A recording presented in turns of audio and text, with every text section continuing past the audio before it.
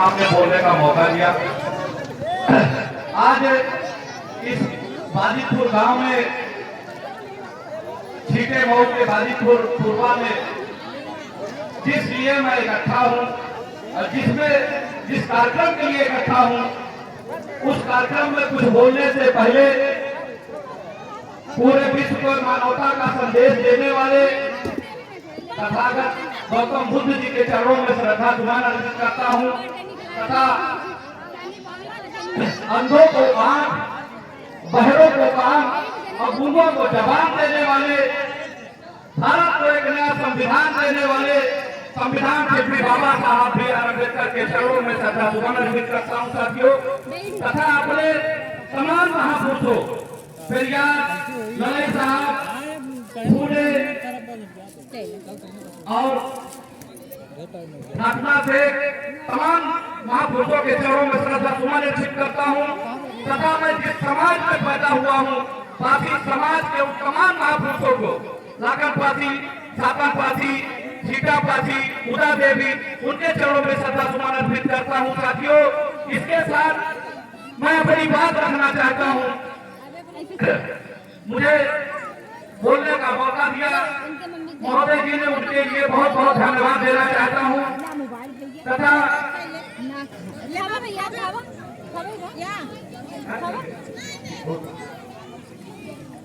आज इस कार्यक्रम के आयोजक हम लोगों के बड़े भाई फौजी साहब को मैं बहुत बहुत धन्यवाद देना चाहता हूं कि आपने ऐसा कार्यक्रम का आयोजन किया। इससे एक जागरूकता बढ़ रही है। आज मैंने कई कार्यक्रम किया और ये देखा कि हर अब गांव मोहल्ले में बाबा साहब की जयंती मनाई जा रही है। बहुत ही अच्छी बात है, बहुत ही खुशी की बात है कि कम से कम लोगों में जागरूकता फैल रही है। कार्यक्रम में कुछ बोलने से पहले यहाँ मंच पे उपस्थित मैं सभी का हार्दिक स्वागत करना चाहता हूँ तथा सामने उपस्थित पिता बुजुर्गों का, हम उम्र साथियों का और अपनी माताओं बहनों का, कलाकार साथियों का मैं हार्दिक स्वागत वंदन और अभिनंदन करता हूँ साथियों।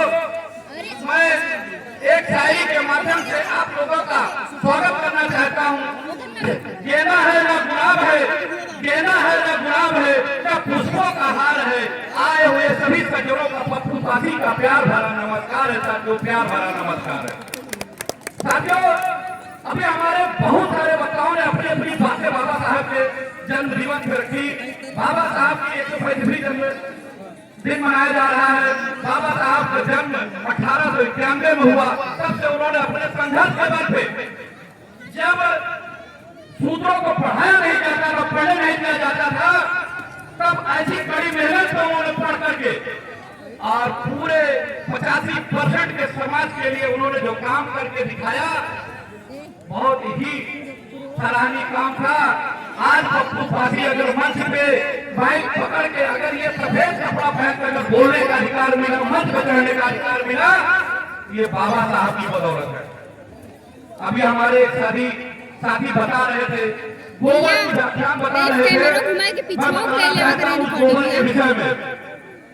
वो गोबर क्यों इस्तेमाल किया जाता है? थोड़ा दूर पे मतलब बाबा साहब ने कहा था हमें समाज के उन लोगों से, दबे कुचले लोगों से खतरा नहीं है साथियों। अगर हमें खतरा है तो हमारे समाज के उन पढ़े लिखे 85% लोगों में से जो पढ़ लिख करके बड़ी नौकरियां, बड़ा व्यापार कर रहे हैं, अगर समाज को खतरा है तो उनसे सबसे ज्यादा खतरा है। वो इसलिए खतरा है साथियों कि उनको पढ़ने के बाद लोग आइडिया मांग लेते हैं कि हमारे समाज के सबसे बड़े लोग हो गए हैं।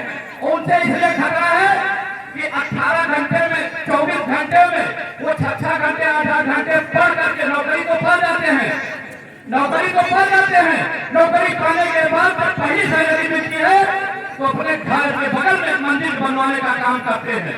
वो इसलिए बनवाते हैं, हमारे लोगों को, हमारे बच्चों को गुमराह करने के लिए मंदिर बनवाते हैं। इसलिए बनवाते हैं तो वहाँ ड्यूटी करके आते हैं तो सुबह 2 घंटा और शाम को 2 घंटा उसमें पूजा करने का काम करते हैं। तो अगल बगल के जो बच्चे हैं वो देखते हैं कि ये भैया IAS हो गए, बड़ा व्यापार कर रहे हैं, 2.5 घंटा ये पूजा कर रहे हैं जो आज पूजा के बदौलत यहाँ तक पहुँचने का काम किए हैं साथियों। तो बाबा साहब ने कहा कि खतरा हमको इनसे है, वो इसलिए कि बच्चे पढ़े ना, वो भी पूजा करने के लिए 2.5 घंटा